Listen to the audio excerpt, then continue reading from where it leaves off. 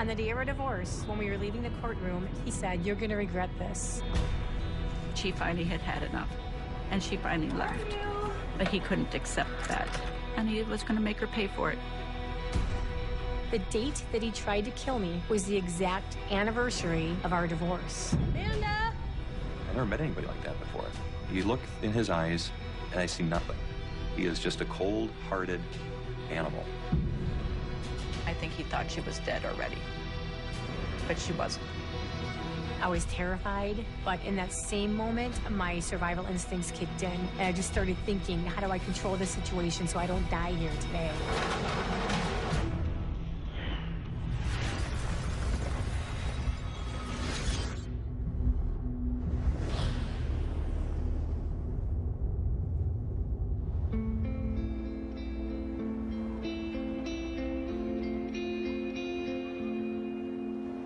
Well, I grew up, in a suburb of Milwaukee, had a wonderful family. My parents were married for 52 years. Have 3 siblings, enjoyed high school, had a lot of friends, and I was in a hurry to just get married and settle down and have a family. Actually, I met David Larson back in college. Years later, he kind of surfaced again in our circle of friends, and we talked and we got along, and he was hardworking. He had a nice home. He wanted a lot of the same things that I wanted. He told me that he was ready to have a family. He was very active in his church. On paper, it just looked very good. It was everything that I wanted to hear. Terry and Dave's relationship at that time seemed very healthy, happy, loving. You would not have gotten any glimpse of anything. They looked like the perfect couple. Oh, look at that. Oh, it's beautiful. I absolutely thought that it was this fairy tale wedding and it was going to be this fairy tale marriage. I think the invitations even said, "Dreams do come true." Little did I know it would turn out the way it did. We were married in April of 1996, went on this beautiful honeymoon to Hawaii and was having a very good time until we argued one night about what I was going to wear. It was a really dumb argument about he wanted me to wear one thing and I wanted to wear something else, and it was very trivial to me. I told you what I want. No, I'm going to wear what any normal person wears on a hike. The bikini. No.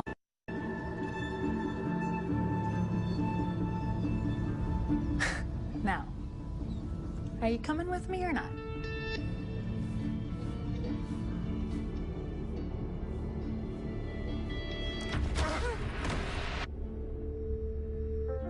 I had seen his anger and his temper before, but it never was really directed at me. I mean, my first thought was, I'm out of here. I'm getting on a plane, I'm going back home, I'm not putting up with this. But I felt kind of trapped there. You are bought and paid for. A wife is to obey her husband. You do what I say. It's in the Bible, it's law. He had the tickets, he had, all the credit cards, everything in his name. I felt guilty, like, how could I possibly get married and just a couple weeks later want a divorce or want to be separated? That would make me look like a fool.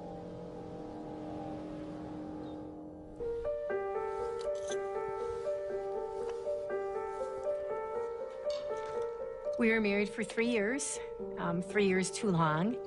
We had 2 beautiful daughters in the meantime.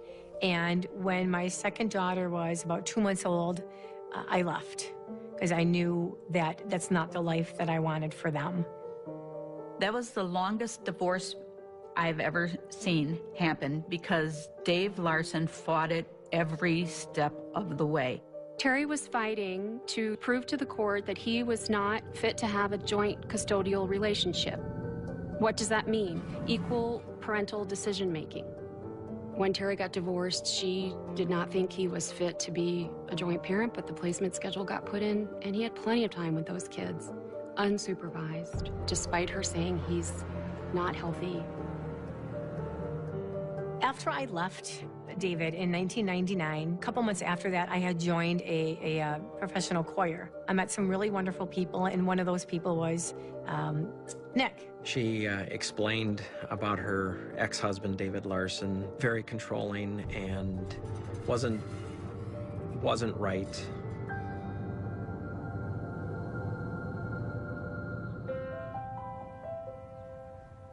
Do you have any fours? Goldfish. This just is not my day, is it? I was married to Nick in October 2003. We decided that we're a good team and we would make good parents, and I was looking for a good, positive male role model for my daughters. The sleeping angel is awake. Good morning, sweetheart. Come here. I want waffles for breakfast. Waffles? Coming right up. Coffee? Yes, thank you. And the night of January 30th, 2004, we had gone out and bought a pregnancy test, and it was positive. And we were elated about this, and the girls had an inkling that they were going to have probably a little brother or sister, and they were all excited for it, and I couldn't wait to tell them that. They don't fair. They had 3 sevens. The morning of January 31st, 2004, I was ready to pick them up from their father's home and take them shopping for a gift and take them to a birthday party. It was going to be a good day. Dave, I'm going to be there at 10. That morning, I specifically called my ex to say, I'm going to be there at 10. Please don't be late. Okay, please don't be late again. Just have the girls ready to go, okay? Goodbye. I should go with you. It's right on the way to the party. I don't know. Before Terry left the house, we had a discussion of whether I should go along with her to pick up the girls or not. I don't know. He'll just freak out again, I know. 2 weeks before that, he did come with me to pick up the girls. All right, let's talk. And that just seemed to make things worse. Get the hell off of my property and take your whore with you! Hey, just give us the girls and we'll leave, okay? It's okay, girls. Daddy has everything under control. I'll take care of you both. Hey, I'm just here to help pick up the girls. I'll come out there with my .38 and finish both of you! Girls, come on. I got my cell phone out, ready to dial 911 if, I had to. It seemed like, 5 minutes. It might have only been 1 minute, but it was very tense. Dave, this has got to stop. Every time. Do I bring my girlfriend to your house? Why do you have to Do I bring my girlfriend to your house? Do I bring my girlfriend? It needs to be done Do now. I bring my girlfriend to your house?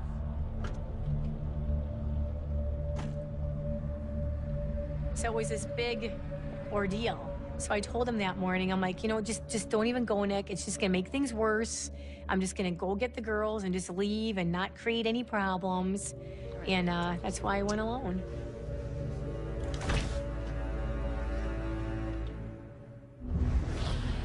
Coming up. You said I was abusive. Well, now you're really gonna see how abusive I can be.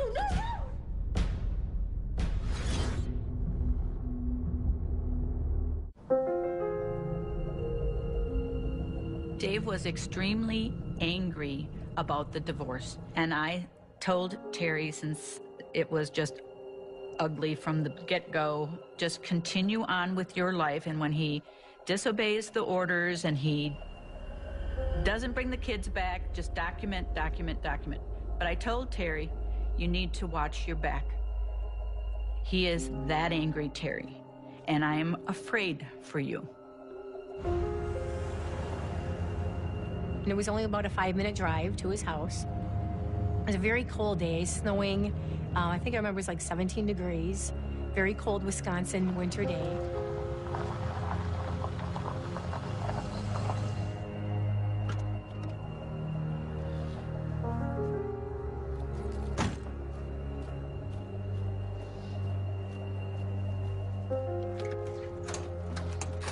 They're not ready.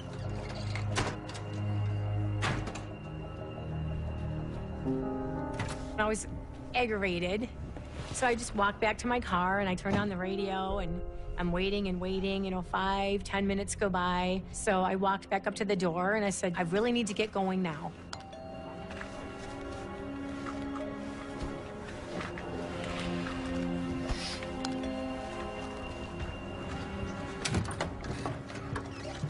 The girls want to play a game. What? A game? Yeah, they want you to come in and find them. Right away, something just didn't feel right because he never even allowed me in his home since the day that I was allowed to go in and get my belongings. I mean, it had been 5 years since the day that I actually walked out and left him. And something just seemed weird, like, why would he let me in? But, you know, I was in a hurry. I was excited to tell the girls the news that I was pregnant. You know, we had a birthday party to get to. It was cold outside. So I thought, you know, I'll just walk in and say, okay, peekaboo, I found you, whatever, and let's go. Girls! How are you? Girls! Hello?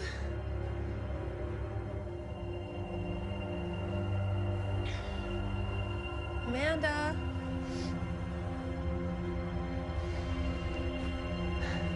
Holly? Where are you hiding? Hey, Holly? Amanda?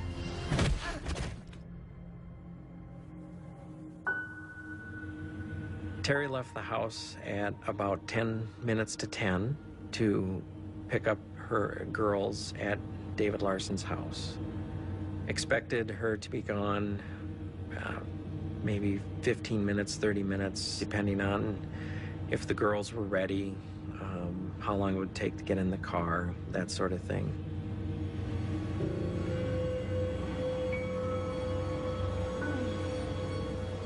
When I came to, I was on my stomach, and the first thing I saw was a wooden black Louisville Slugger baseball bat. And he had it, he was holding it, and it was kind of above my head. And at that moment, I knew, you know, after all these years of abuse, all these years of trying to get away from him, divorcing him, leaving him, he's really going to extremes. I mean, he's really bent on killing me. Shut up.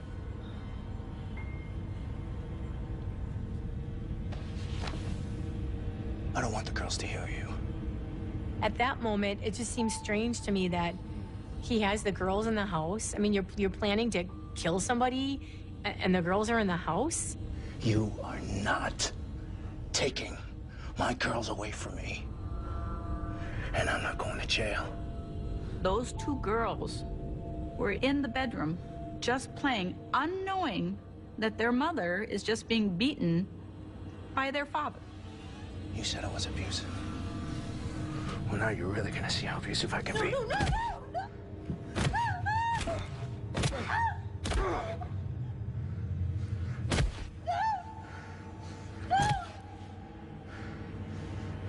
I'm glad they were locked into the bedroom. I mean, if you had come out and seen something like that, I guess can't think what psychological effects that would have on those two small, impressionable girls.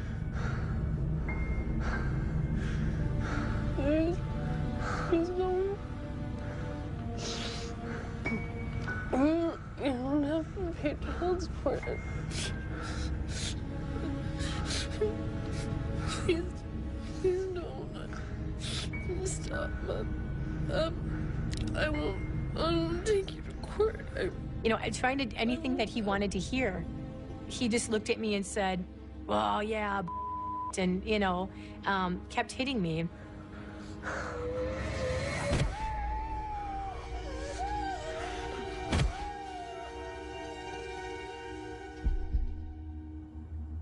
I was laying on the floor pretty much lifeless. I felt like what it would maybe feel like to have a stroke.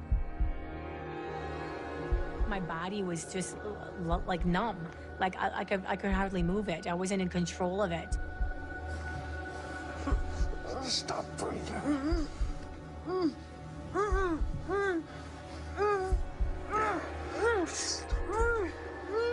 And he kept telling me just to stop breathing. Just stop breathing. And it felt like when I was married to him and he would just tell me what to do. Like he expected me to do it. It was like he was giving me a command. He then took some duct tape and started taping my wrists together. Because of the commotion and the way I was being moved around, my jogging pants started slipping down. And I always remember him saying, "Don't make this look like something it's not."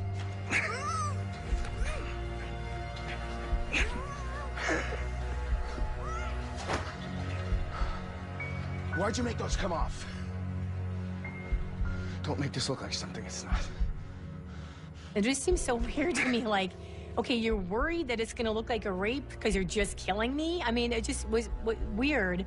He then took duct tape and started taping me all the way from my forehead, all the way around my head. All the way around my head, my nose, my mouth. And at that moment, I was literally talking to God saying, don't let this be it. This can't be it. I can't suffocate on his floor in his home when my girls are who knows where. And who knows if he did something to them? Who knows if he killed them already? I don't know. And I had this strong sense of, I have to help my girls. I can't give up and say, oh my gosh, I'm just gonna die here.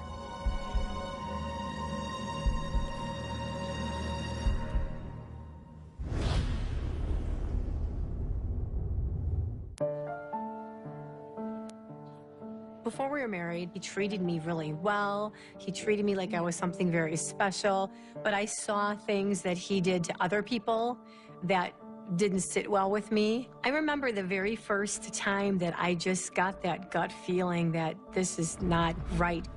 What is this? This is ridiculous. We're already late. Dave, it's okay. It'll be okay. I'm not stopping. I have somewhere to go. Dave, it's okay. It's not a big deal. Dave! Shut up. Dave! Sir, you have to stop. Stop for what? You have to stop. What am I stopping for? Sir. For what? This? You have to stop. Sir! Get out of the way. I'm running you over.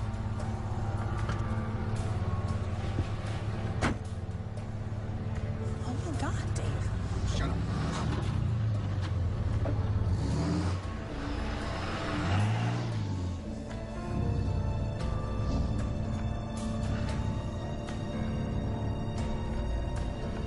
I was like, what's wrong with him? He just gave me a whole list of reasons why he was stressed out and all these things on his mind. And he was an air traffic controller. His job was so stressful.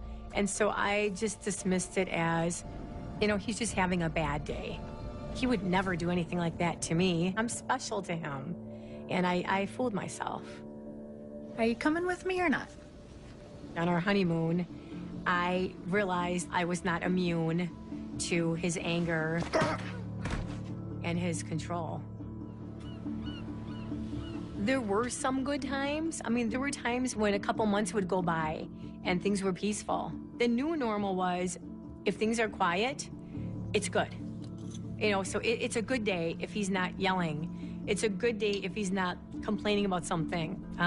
It's a good day if he's not hitting me. It's almost like I didn't expect the happy times anymore. I was just happy when things were quiet. That was a good day.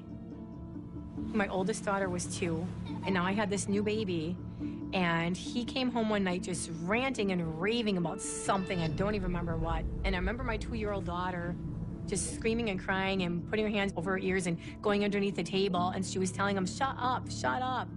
And he started going toward her saying, you don't tell me to shut up. And I thought in that moment, I have to get him out of here.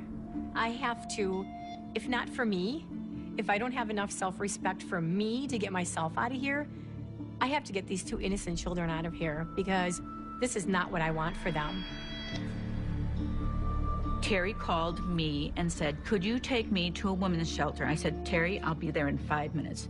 Pack up what you need. I will be there in 5 minutes. I'll take you wherever you want to go. When Dave found out that I was the person who took Terry to the shelter and to the lawyer's office. He came and he actually made an appearance at my house. Where's my wife? To tell you the truth, Dave, I really don't know where they are. But she is leaving you. She's never leaving me. And he was literally in my face, and I mean in my face, within 6 inches of my face, screaming at me, well, where are they? I go, to tell you the truth, Dave, I really don't know where they are, but she is leaving you. I took a vow, till death do us part, and I mean to keep my vows. I don't know what kind of relationship you have with your husband, but that's how my vows go.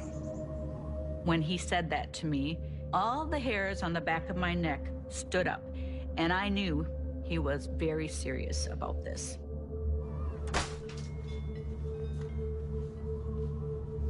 When I left my home that morning, I thought I'd be gone for maybe 15 minutes, and I ended up being gone for a lot longer than that.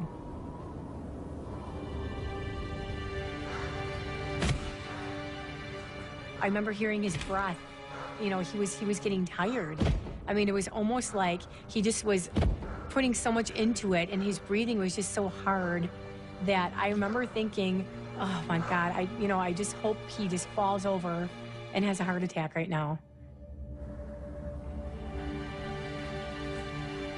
The duct tape was put on in a way where I was still getting some air. And then I heard some scooting around. He was taking me and like pushing me into this Rubbermaid garbage barrel. And again, it was amazing because I even thought to myself, after being hit on the head so many times, I can't believe I'm thinking. I mean, this is weird that I'm still thinking and I have my wits about me, and I was going in head first.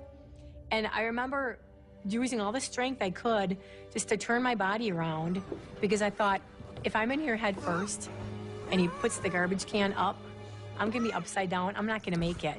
He then took the garbage can, and I knew we were going outside because I could hear the door open. I felt it cold.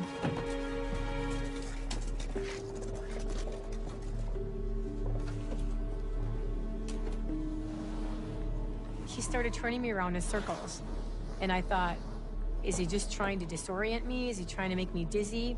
So here I am with no socks, no shoes, no pants, just my underwear and a light jacket that I was wearing. And he was filling up the can with snow.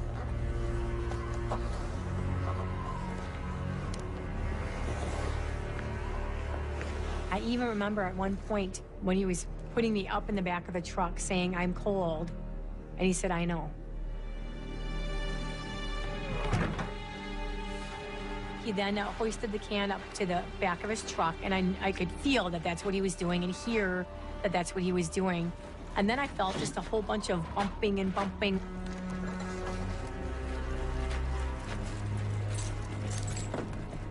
I heard him walk toward his door, and I heard him go in. And I remember to myself, I had my cell phone in my pocket of my jacket. Thank God. Because I reached for my phone, and even though my hands were duct tape, I could get in and get my phone, and my face was duct tape, but I had the old phone at the time where the numbers were raised, so I could feel where the numbers were, and I dialed 911. Now, my whole face was taped, and I knew that she wouldn't be able to hear what I was saying, but I just kept yelling out his address the best I could. 911 mobile emergency. Where's your emergency?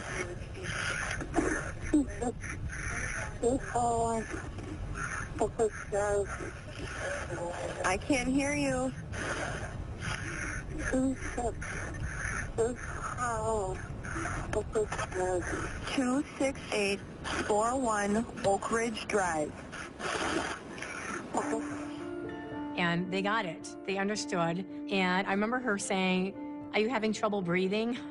And I was just like, you know? A few minutes later, I heard squad cars and rescue sirens, but we were on the road. And what I think happened is they just passed us right up. We just passed each other.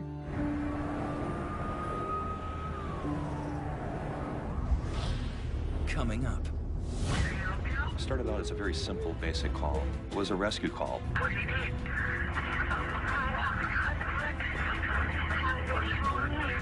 We started talking to the neighbors. We recognized quickly that this was not a typical rescue call.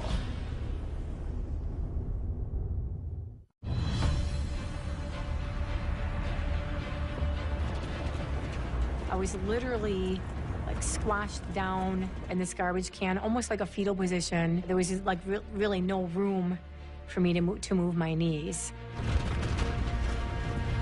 I thought that I was never going to be found, and if I was going to get out, I had to get myself out of there.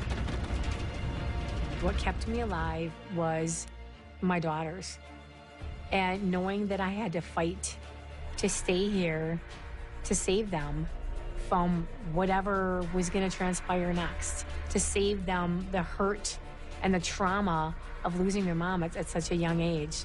That's the fire that kept me going.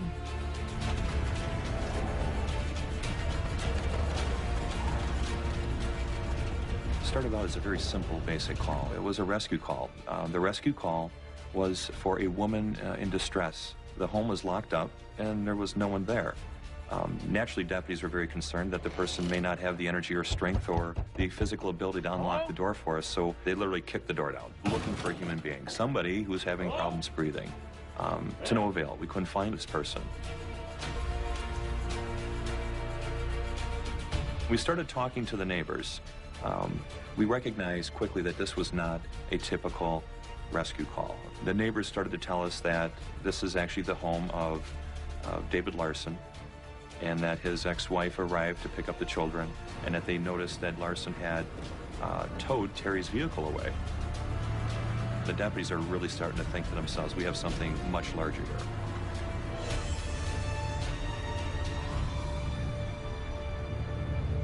Later that morning, received a call from a friend who lived down the street from David Larson.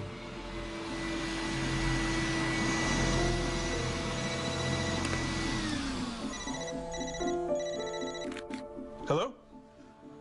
Yeah, hi, John. How are you? Wait, the police are over there? I knew something was wrong, something had happened. I got a phone call at about 11 o'clock from Terry's new husband, Nick. Something inside of me just dropped. I just had this sinking feeling that something bad had happened.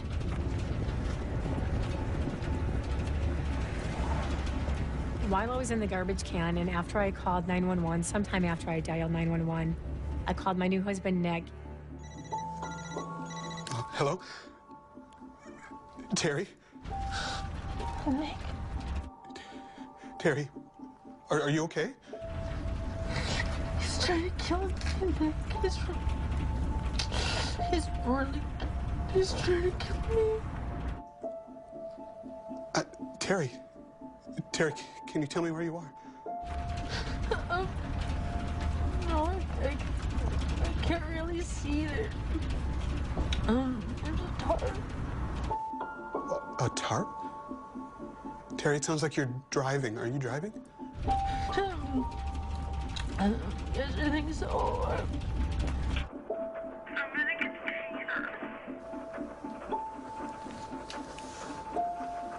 Do you know where he's taking you?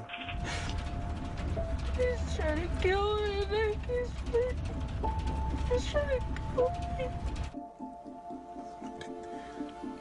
Terry, you have to hang up. Hang up right now and call 911 again. Okay.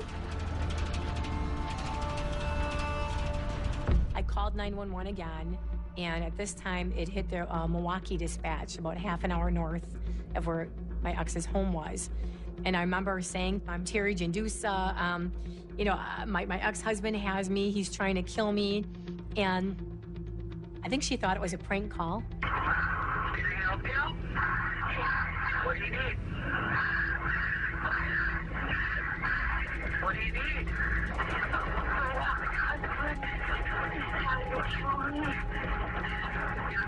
Trying to kill you? Where are you?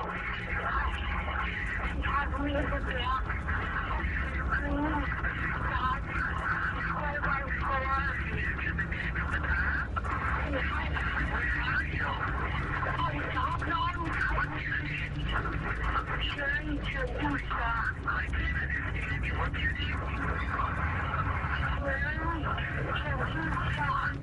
I was just so frustrated because she kept asking my name over and over. Listen, this is who I am. You know, this is David Larson. This is where he lives.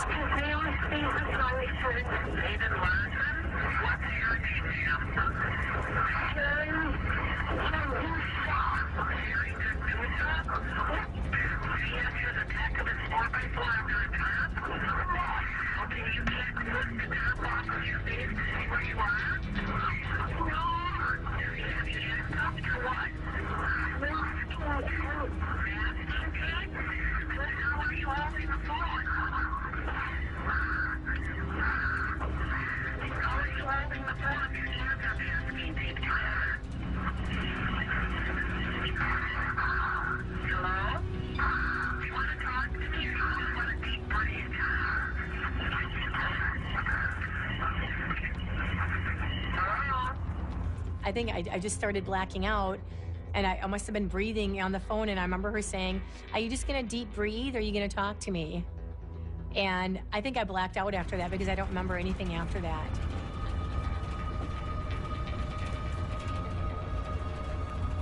January 31st, 2004, I was assigned to criminal investigations for the Racine Sheriff's Office, working second shift. My shift started at 2 p.m. And this particular day, I remember parking my vehicle in the parking lot and running into the building because it literally hurt to breathe in. It was just that bitter cold. I was getting just bits and pieces of information. I was hearing that we were missing an adult female and her 2 children. At that time, I didn't even know their names. The woman's ex-husband, who we've had contact with in the past, presumably had taken them against her will. Hey, what do we have on this missing persons? Amber Alert's going out now. The Amber Alert became a big issue at that point. This is a vehicle that we're looking for. This is a description of the woman named Terry Gendusa. This is the description of her 2 children, Amanda and Holly. That information needed to get out right away. We needed the community's help. It was extraordinarily cold, and not knowing where they were created a whole new level of urgency.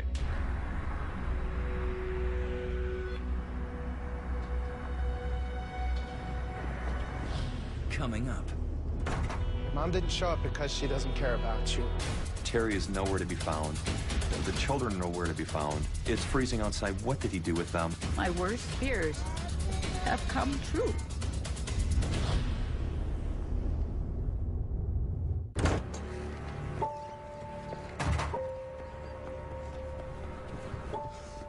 Mom didn't show up because she doesn't care about you, okay? But Daddy's gonna make everything better, okay? Watch the door, honey. Let me put your sister first. Here you go, honey. Take your backpack home. I got you.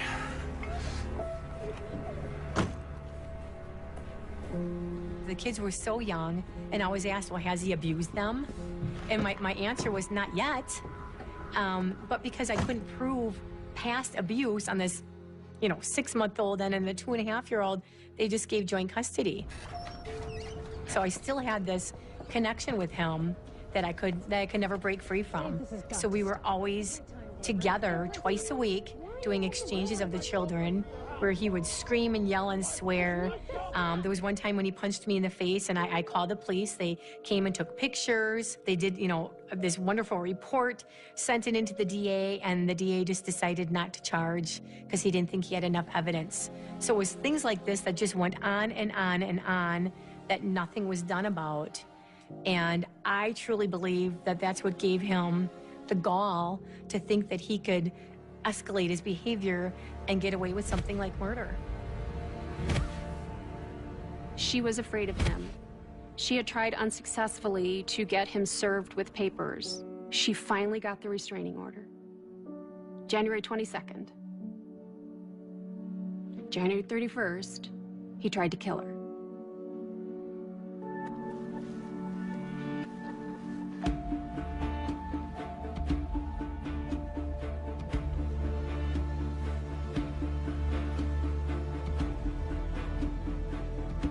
I respond to the house of David Larson. When I arrive, I notice the house is just, it's a pigsty. I mean, it is a mess. Last night's dinner is on the table. Dishes are mounded in the sink. Laundry in the corners. It stinks. There's clutter everywhere. I couldn't even tell you what color the kitchen countertops were. It was just a mess. But I noticed something very quickly. In the midst of all that mess, there was a large red, presumably blood, piece of carpet in the dining area. And then I took a look a little further. I noticed there was a garbage can that had a pant leg hanging out of the garbage can. I noticed there was duct tape that was stuck to these sort of black wind pants. These were adult wind pants for a woman. And I looked closer at the duct tape, which was sort of stuck with each other. It looked like someone tried to pull it off, and it just had this sort of struggle of feel to it and look to it. And I also noticed what appeared to be blood on that duct tape. Terry is nowhere to be found. The children are nowhere to be found. It's freezing outside. What did he do with them? I knew I have blood at the house. There's clearly a struggle. I'm fearing the worst. I'm really fearing that we were going to be dealing with a potential triple homicide, is what I was thinking. I was hoping to disprove that, but that was in my heart. That's what I was thinking.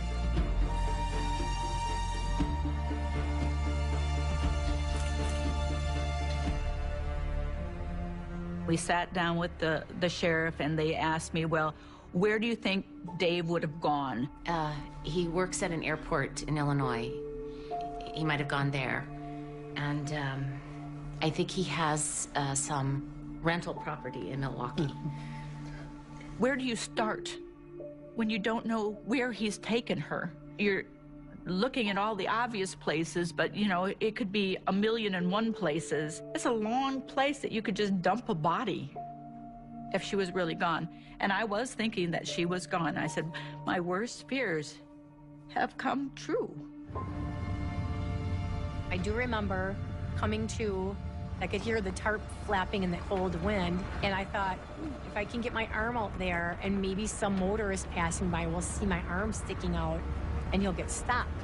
So I scratched the duct tape off with one of my thumbnails and got one hand free, and I remember sticking out as far as I could out the side of his truck. It was freezing. I'm gonna let it shine, this little light of mine. I'm gonna let it shine, this little light of mine. I'm gonna let it shine, let it shine, let it shine, let it shine.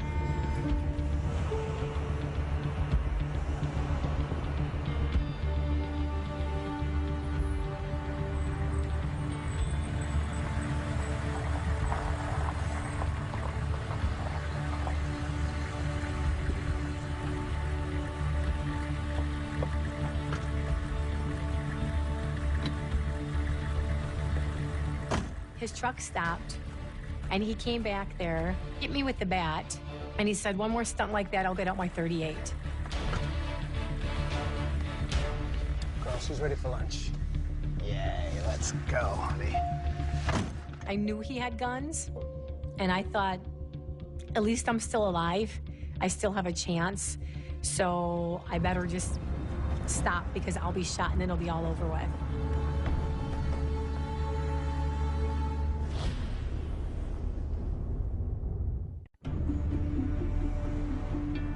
When I left my home the morning of January 31st, I just thought that I was going to pick up my daughters from their father's home, go shopping, get a birthday present, go to a party, and just have a good day. I had no idea what laid in wait for me.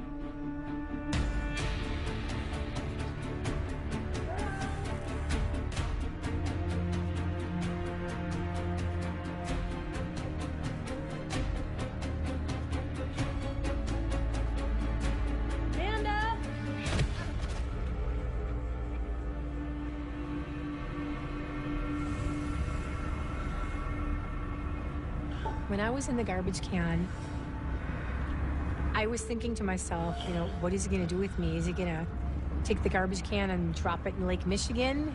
What are his plans? What is he gonna leave me in a forest preserve? And then what's he gonna do with our daughters? And I knew instinctively that he did have something planned because he had told me years before, when we were divorced, I was going to regret this.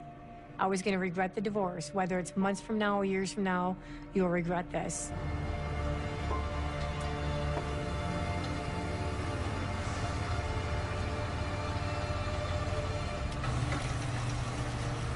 I know that I blacked out numerous times after that because I don't remember a lot of the pieces. I know my phone rang at some point, and he took it.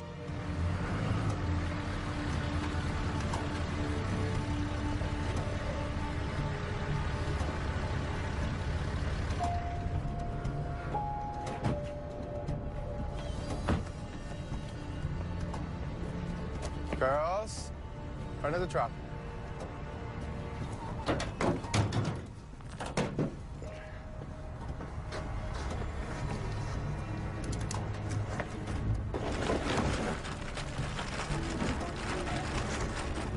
I do remember the garbage can that I was in being dragged off the truck.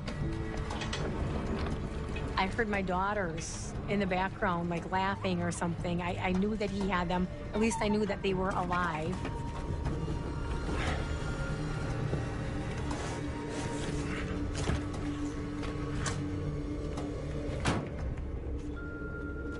I thought maybe it was a hangar at an airport because he was an air traffic controller. But I just heard boxes and crates and things being scooted around the floor. He didn't say anything. I didn't say anything. I wanted him to think that I was dead.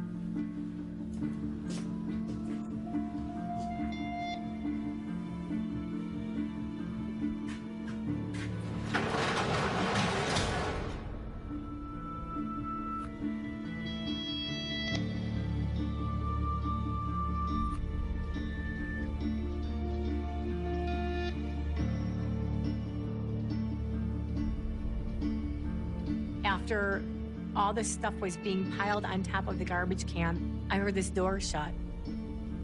And I thought, he's gone. I need to start yelling for help. But I didn't want to start yelling right away because if he was still in the area, I didn't want him to hear me. So I waited and waited. And then when I first yelled out, instead of saying help, I remember yelling his name. Because I thought if I would yell help, he would get mad and just come shoot me. If I would say Dave, maybe, you know, that would open some communication. Dave?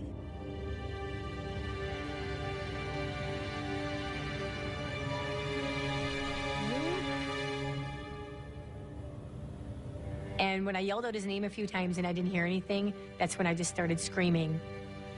Help me! Help! Help! Somebody help me! Help! Help! Help me! Somebody help me! We put out an attempt to locate for Terry's vehicle. Milwaukee Police Department found her vehicle next to or near David Larson's rental properties. So our search began in Milwaukee, and I'm thinking to myself that she's going to be in Milwaukee someplace. He put her vehicle there, that maybe Terry and the children are in one of these rental properties. I need you knocking on all these doors, find out if anybody saw anything at all. So with the assistance of the Milwaukee Police Department, we went there and we started knocking on doors and literally kicking down doors, trying to find Terry and Amanda and Holly. When I went over by Nick, we prayed a lot. Authorities are looking for 2 missing girls, their mother and the father. We racked our brains a lot. We just kept thinking and thinking and praying and thinking. And a lot of people are calling because, okay, now this Amber Alert had gone out. We sat around with the sheriff. What can we do? I said, start praying. That's all you can do. Start praying that she's going to be okay. Leads searching for the Wisconsin man who reportedly abducted his ex-wife and 2 kids. Racine County Sheriff's deputies are searching for... It seemed like 3 years that I was trapped in that garbage can. I felt like there was something compressing the can that I was in because the can seemed like be getting smaller and smaller because as my head was swelling. I was doing everything I could to try to get the lid off that garbage can, but what I didn't know is that he had it duct taped shut. He had boxes on top. He had a 2x4 running across the top. I was doing everything I could to try to get the lid off that garbage can, but I was freezing cold. I was badly injured. I mean, there was no way Houdini was getting out of there. Coming up, we get a call from the Wheeling Police Department in Illinois. They just located David Larson. Someone needs to go talk to David. When's the last time you saw your ex-wife?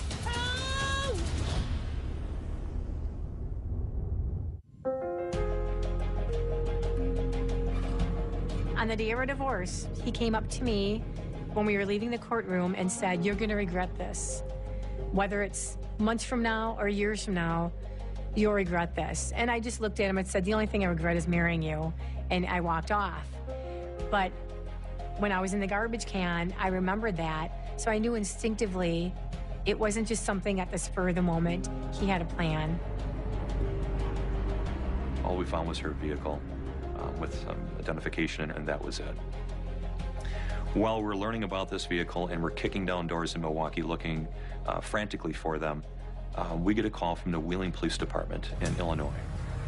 They indicated that they just located David Larson in his pickup truck when he pulled into the parking lot at the airport in Wheeling, where he is an air traffic controller. Terry is nowhere to be found. The children are nowhere to be found. It's freezing outside. What did he do with them? I knew I had blood at the house. There's clearly a struggle. I'm fearing the worst. Someone needs to go talk to David Larson. I was dispatched there along with a fellow coworker of mine, a criminal investigator named Tom Knaus.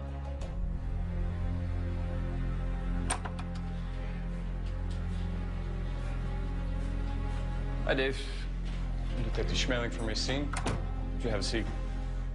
David Larson was escorted into the room. He walked into the room with a sort of arrogance about himself, that there was going to be some reasonable explanation as to why he was stopped and as to why he was here and as to why there were 2 criminal investigators from Racine, Wisconsin that wanted to talk to him.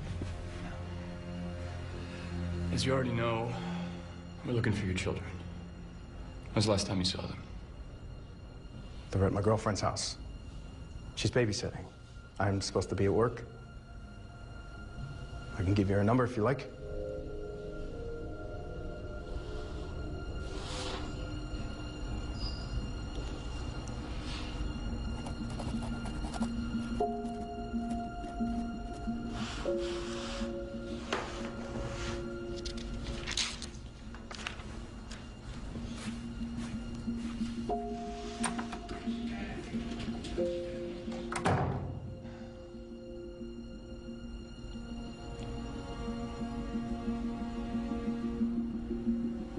When's the last time you saw your ex-wife?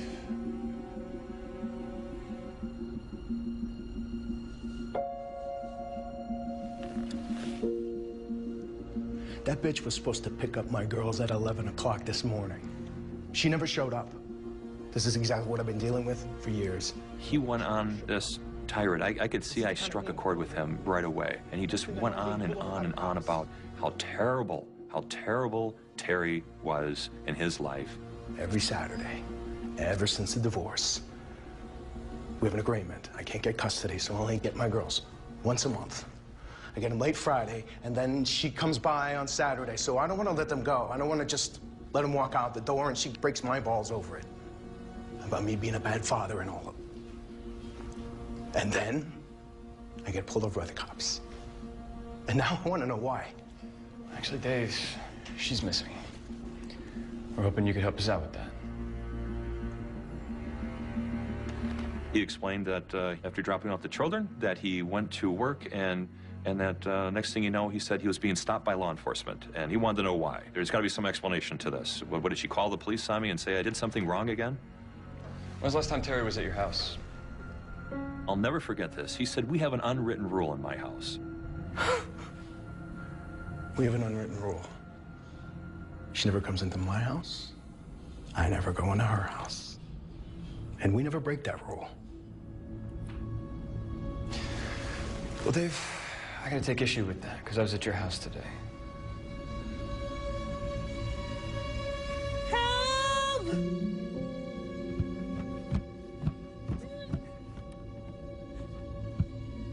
Help me! I didn't know if it was night or day. It was just pitch dark.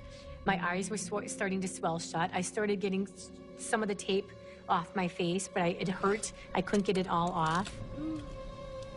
Just screaming and bleeding and frozen and just praying to God that somebody would find me. And at this point, I had no phone, no means to get a hold of anyone. They couldn't trace where I was. And I really thought that this frozen garbage can was going to be my grave.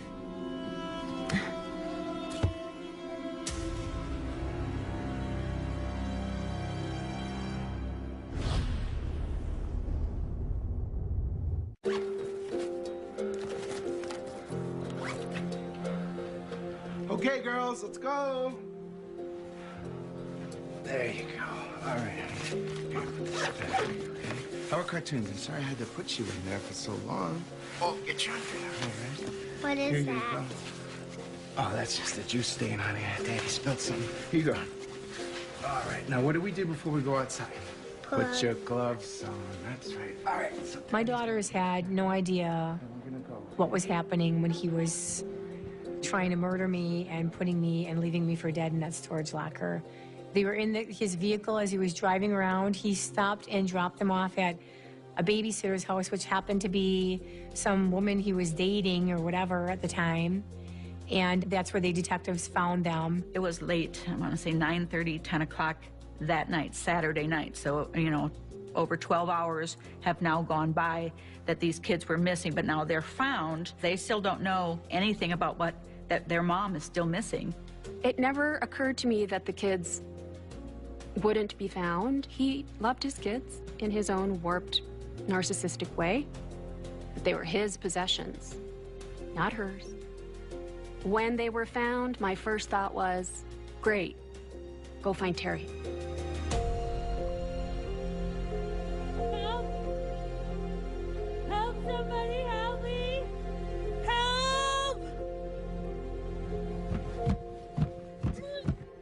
I was just punching and scraping my hand through the lid, just trying to get it off and yelling and crying and praying. I know that there were times that I blacked out because I would remember coming to thinking, oh my God, I'm still alive. I can't fall asleep. I can't fall asleep. I have to keep yelling. I have to keep trying to get out. Those hours were probably worse than actually being beat over the head with a baseball bat.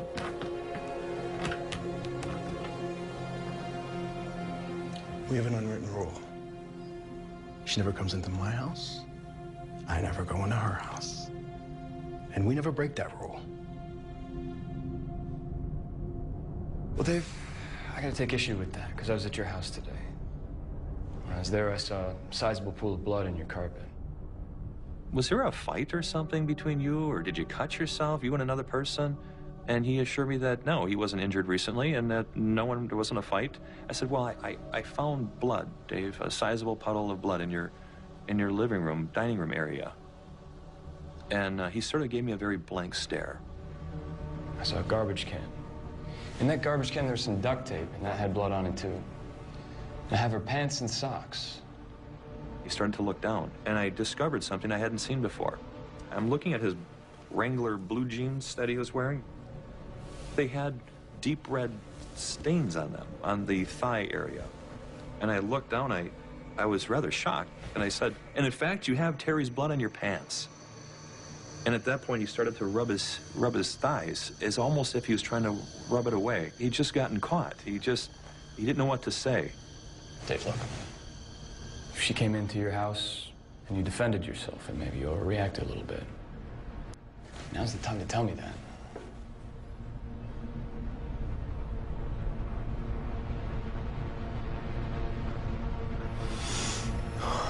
Harry did come into my house this morning. He said he was busy putting the homework for Amanda and Holly in their backpacks. He said he looked up, and there Terry was standing over him with a hammer raised in her hand, and her pants were around her ankles. Out of fear of being assaulted, he told me he grabbed a baseball bat that just happened to be in the dining room area, and out of fear for his own safety, he swung the bat and struck Terry in the head. And at that point, he said that she had fallen down and that he remembers grabbing duct tape, but he doesn't know why. I don't know. I remember grabbing duct tape. Where is she, Dave?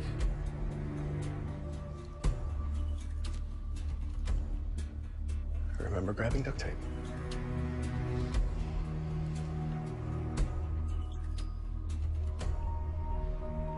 We know the girls are safe. That's great. But we're still concerned, highly concerned about Terry's safety. There are no suspects yet. Later that night, Nick comes up to me. He goes, "You got a minute?" I go, "Got all the time in the world because we're not going anywhere." And that's when I found out that she had just taken a pregnancy test earlier that day and that Terry was pregnant. We just hugged and cried. And I said, all we can do is keep praying that she's okay and that little baby's okay. The good news, according to the sheriffs, the daughters have been found okay. He apparently dropped them off at a babysitter. The bad news is still no sign of the ex-wife. That's right, her car. She's going to be found. Until they tell me otherwise, that's what I believe. When we would start to think really, really negative, he says, no, I don't want you to think negative. We are going to think positive until they tell me that they find a body and it's her and she's dead. I'm going to believe she's alive. It's like a rock. Great husband. So much not like her first. Where were you driving? Did you stop anywhere? Dave, you gotta give me something. Anything. Honestly, I just don't remember. I grabbed duct tape, and then... I don't know. I think it's well established that you grabbed the duct tape, all right? Think. Think for me, Dave. I just don't know. All I know is that I grabbed some duct tape. I am about 4.5 hours into this interview. Okay, Dave, what did you do with her? Where is she at? She might still be with us. She might still be alive. And he said, I just can't remember. And he just kept repeating the same thing. I remember grabbing duct tape, and I don't know why. Let me get this straight. You remember where you were going this morning. You remember what you had for breakfast. Remember being with the girls. But you don't know where Terry is. You don't remember what happened at your house. See, it's kind of hard to believe that you don't remember this one little detail. It's escaping your mind, huh?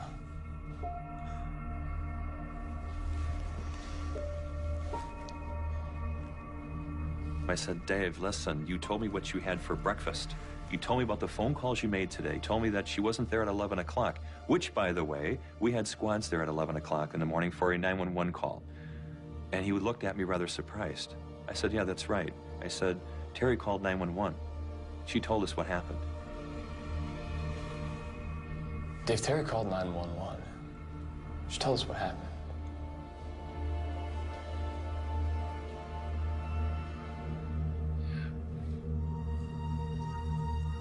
If she's still alive, you need to tell me where she is.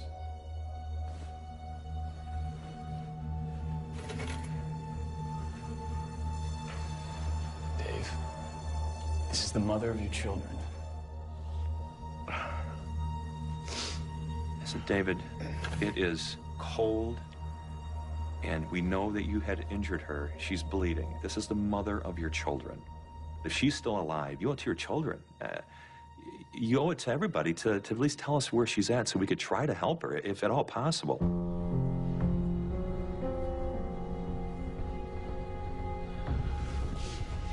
I'm tired. I want to take a nap. He's holding a human being's life in the balance, and there's nothing I can do. It angered me. I just wanted to reach in him and pull out this information. But the legalities call for, when someone's under arrest, that if they ask for a break in the interrogation, I have to give it to them. Coming up. Call 911 right now. Report of a possible owner inside a storage unit. This is the police!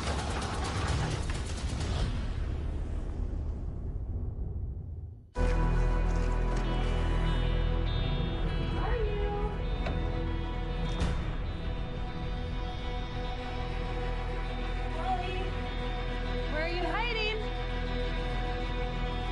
Amanda?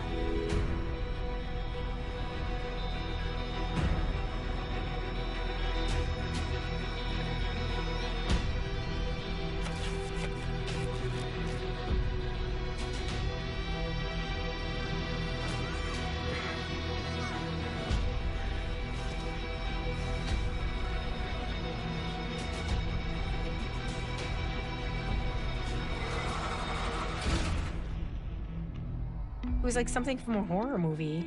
I mean, who takes a human being and locks them in a storage unit to die?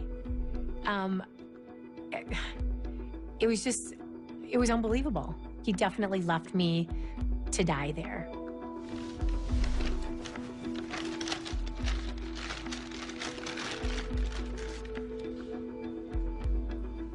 We dropped off the evidence, and at this point, it's about 4 o'clock in the morning. My supervisor said that we were going to be reconvening at 7 a.m. to strategize what we're going to be doing. Third shift staff were out looking, and I remember going home, and I got into bed, and my wife said, I know what you were working on. She said, did you guys find her? And I said, no. And she said, then what are you doing here?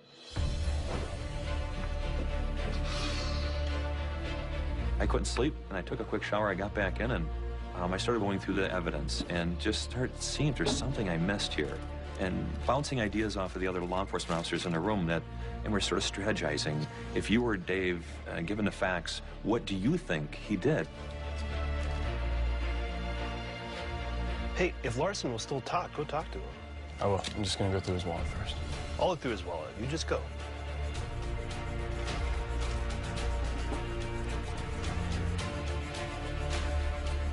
All I could do was pray and think about my daughters, and my daughters gave me the strength to just keep fighting because I knew that they were still alive, but I didn't know if he was gonna physically harm them. I didn't know what he was gonna do with them or how he was gonna parent them or be abusive toward them or say, oh, your mom didn't care about you, she never came and got you. Or I didn't know what he was gonna do, and that was my driving force to just keep fighting. Good morning, Dave. Detective Schmeling. Are you willing to speak with me again? He came back into the interview room. He went right back to the assault. He remembers grabbing duct tape, and he doesn't know and remember why. If only I could remember, but I just don't know. All I remember is grabbing duct tape.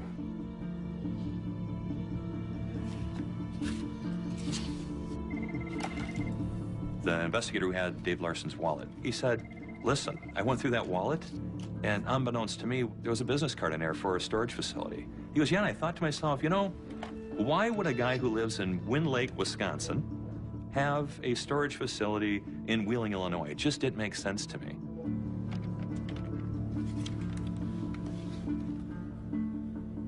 Hi, this is Detective Keith Dobesh with the Racine Sheriff's Office. Dobesh called the storage facility and said, hey, do you have a renter there by the name of Dave Larson?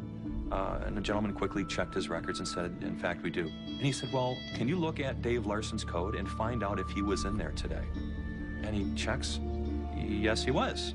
Well, at least someone entered that code, and then you have to enter the code to get back out, and it was about a 20-minute time period. And Keith was just thinking, all right, this has got to be it. Why would he go there? He dropped something off there. He said, well, tell you what, put me on hold, and I want you to go to that locker, and I want you to see what you can see and hear what you can hear.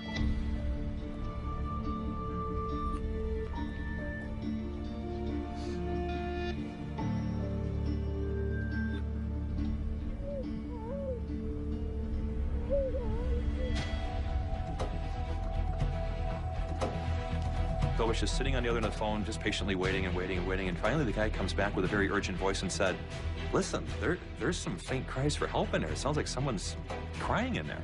Hang up and call 911 right now. Come on, Dave. At the very least, she deserves a proper burial. All I remember is grabbing duct tape.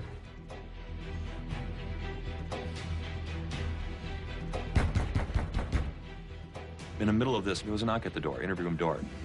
And initially that bothers me because I felt like at any moment David Larson's going to tell me where he put Terry. And now there's a knock at the door, and it sort of broke the emotions in the room. So I answered it with a little bit of force. What? It was a sergeant from the Wheeling Police Department, and he said, I need to talk to you. And I stepped out of the room, I shut the door, and he said, listen, we're taking a 911 call from somebody screaming in a storage locker. All available units, report of a possible woman inside a storage unit. 10-4 dispatch responding now. On February 1st, 2004, I was working as a patrol officer with the Wheeling, Illinois Police Department. We got a call of something going on at the public storage facility in Wheeling. I had a feeling, I'm like, that's her. It's gonna be Terry Jandusa Nikolai in that storage unit. It was really, really cold. I think the high temperature may have reached 20 degrees that day. So it was very cold inside the storage facility. It's not a heated facility. This is the police! We're gonna get you out of there, ma'am. Hold on! We were calling out, saying, it's the police, we're here. We're gonna get you out of there. It probably took seconds for us to get inside, but it seemed like minutes for us to get that door open.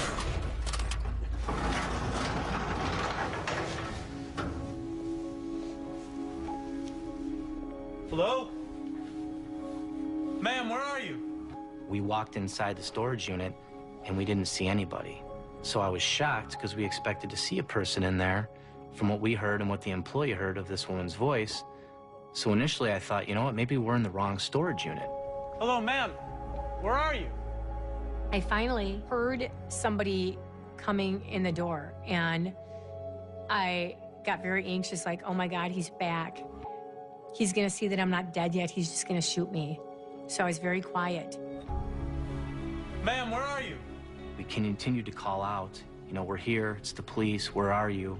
And at that point, my sergeant had noticed this garbage can in the corner and said, she's in there.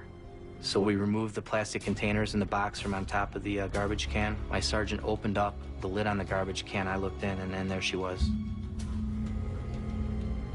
I had seen photographs of her before, and the condition she was in inside of that garbage can, you couldn't tell who she was.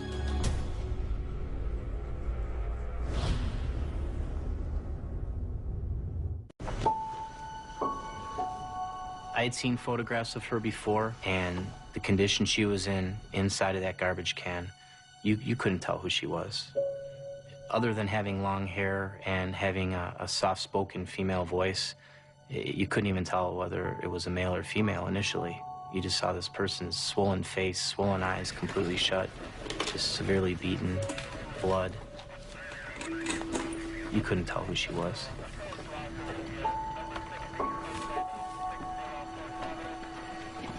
Her first thing she said to me was, "Are my kids okay?" And I said, "Your kids are fine." The paramedics loaded Terry onto a backboard. That's when I could see her entire body. Not only was she beaten about the head, she was beaten about her entire body with this baseball bat. Head to toe. Head to toe. It was horrible. At that point, I was still worried about, is she gonna be okay? Is she gonna make it through this? Is she gonna live?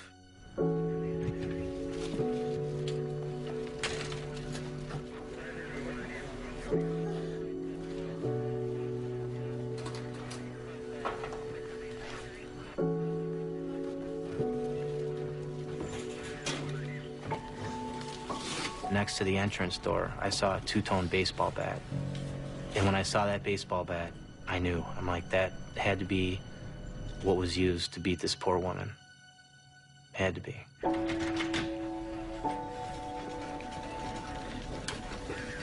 I can't imagine why somebody would do this to another human being. Something that you never forget. Something that'll stay in your mind for the rest of your life. That's for sure.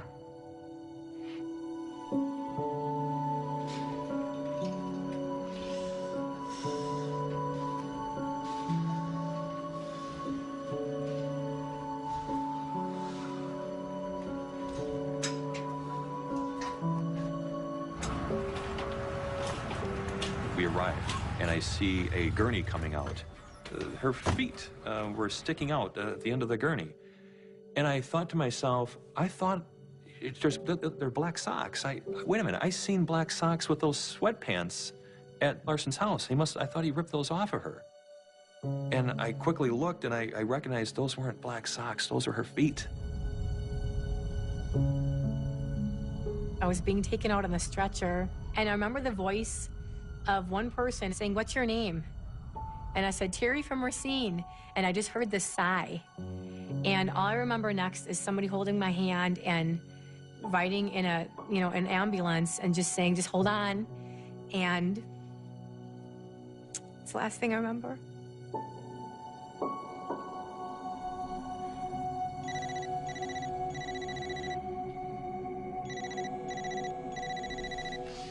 Hello, Nick's phone.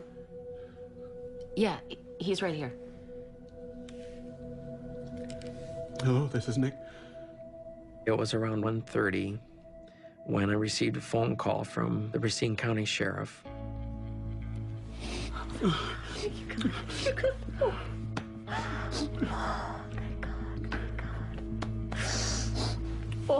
So they brought me back to the Wheeling Police Department.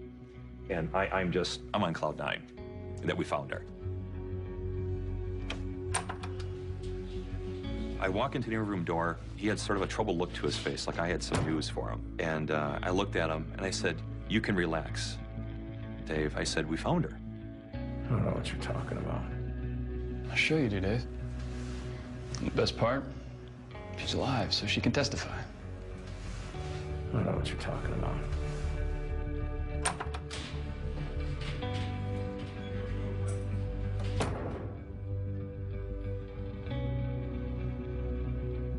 Terry shouldn't have survived, for a lot of reasons. It's freezing cold in Illinois in January, and that January was single digits. She was beaten nearly to death with a baseball bat, and she survived because she had the presence of mind while she was being beaten to play dead. From a systemic perspective, she had a very low blood pressure, a very low heart rate, a very low respiratory rate, and her core temperature was 84 degrees. She was hanging on for life.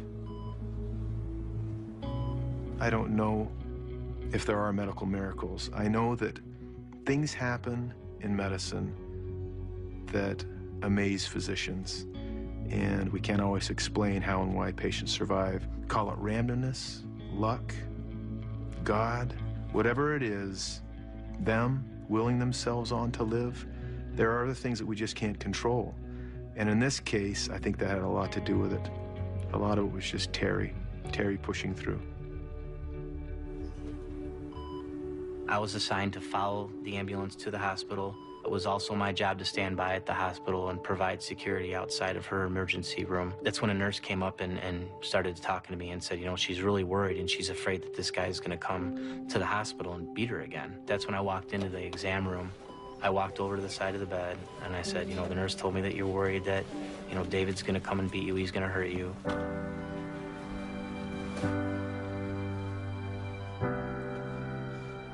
Terry, your kids are okay. He's behind bars.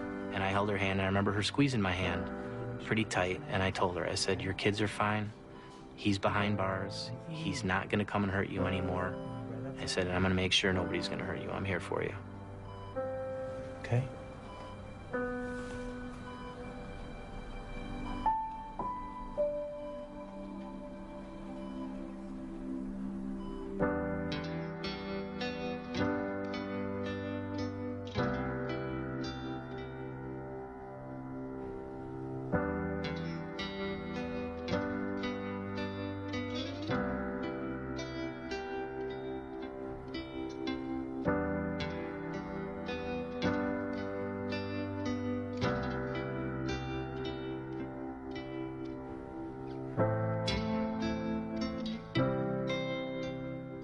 After talking with the doctor, I was escorted in to see Terry. What I saw shocked me. I knew that she had gone through something horrible. I knew that she would have sustained injuries, but I had no idea the shape that she was in.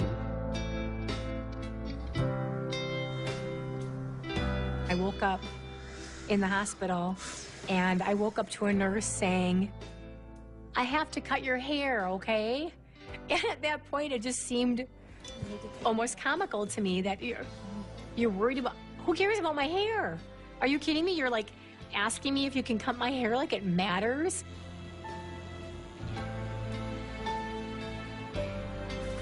I just relaxed and went to sleep for a while after that because I knew that we were going to be okay. And I heard somebody else say, and David Larson's in jail. And at that moment, the condition of my feet didn't matter. The condition of my body didn't matter. Getting my hair cut didn't matter. Nothing mattered but those three things. He was in jail. I was alive. My girls were safe with my sisters. That's it. That's all that mattered.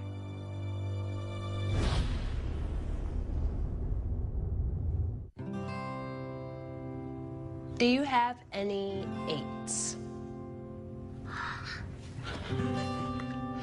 How does she keep winning? Just lucky, I guess. Life is a gift, and life is a gift that I think we take for granted on a daily basis. And we don't really have that thankfulness and that gratefulness in our hearts that we should. We need to step back and say, I am grateful just to have this day. I am grateful to have my children. I'm grateful to have my family and my friends and treat them as such. Because it can all be gone in an instant. I believe I helped myself survive. I made myself stay awake. I did everything that I could do. Amanda! Like going in feet first instead of head first in the garbage can, or continuing to try to claw my way out of the garbage can. I never just sat and said, oh, well, I guess I'm done for. This is over. I fought and fought until the very last moment when I was finally rescued. My legs from my knees down and my arms were absolutely frostbit. My toes were frostbitten so badly that I have them all amputated. They were just beyond repair. I actually don't even feel like I walk with a limp. I walk and I get places, and that's what's important. When I was in the hospital, there was a pen mark drawn on my right arm where they really thought that they would have to amputate because my arm and my hand was just so frostbitten. They didn't think that it was going to come back. We always wait to see what tissue will survive and which will not survive. We never early on amputate anything because sometimes what looks really bad day one looks pretty good a week later. The doctors in charge said, just wait. She's young. She's healthy. Just wait. And thank God, because it all came back. I lost the baby that I was carrying. My daughters had a hard time with that. David Larson didn't just do it to me. He did it to my daughters. He did it to my parents, my sisters, my family, my friends. He affected all of us by his actions.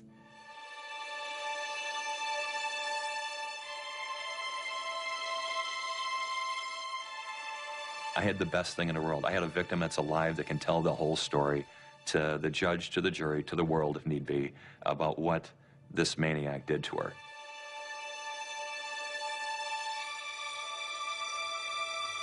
He tried using the amnesia claim in court, and it didn't work.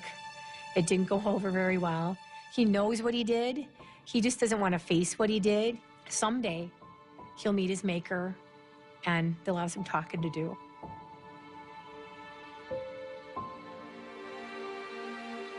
Because of the federal kidnapping, because he drove me across state lines and left me in a storage locker in Illinois, he was sentenced to life in prison. He will never see the light of day outside the prison walls.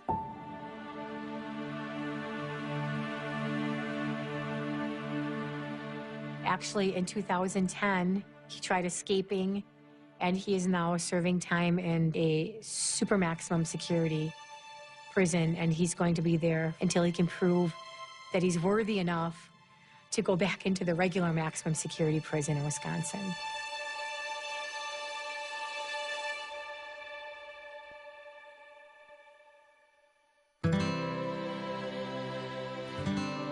Today, I'm still married to Nick, and my daughters are teenagers, and we have a son who's 7.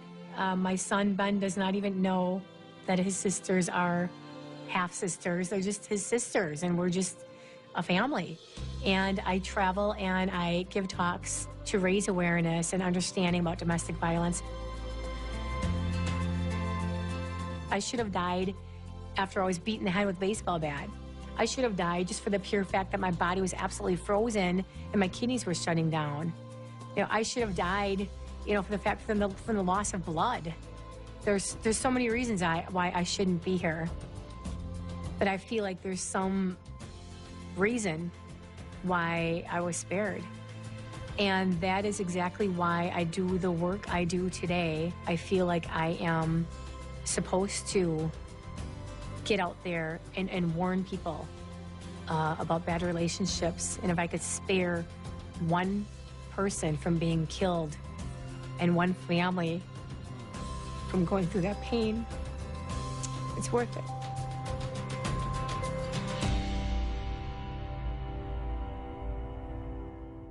Ryan Phillippe and Juliette Lewis in Secrets and Lies, new tomorrow at 9/8 Central. Out of my peripheral vision, I see these guys, they start putting ski masks on. Next time on In an Instant. Sit down! Hurry up! That is the largest number of people ever taken hostage in this country. Okay, everybody, we come here to die. The gunman said, let's just shoot someone and let them know we mean business. At any moment, we could have just an astronomical catastrophe. In an Instant. Why are we holding hands? Why not? Everybody loves Jimmy Kimmel. Am I right, lady? Stars, music, hilarity. Hop into bed with Jimmy Kimmel Live next week on ABC.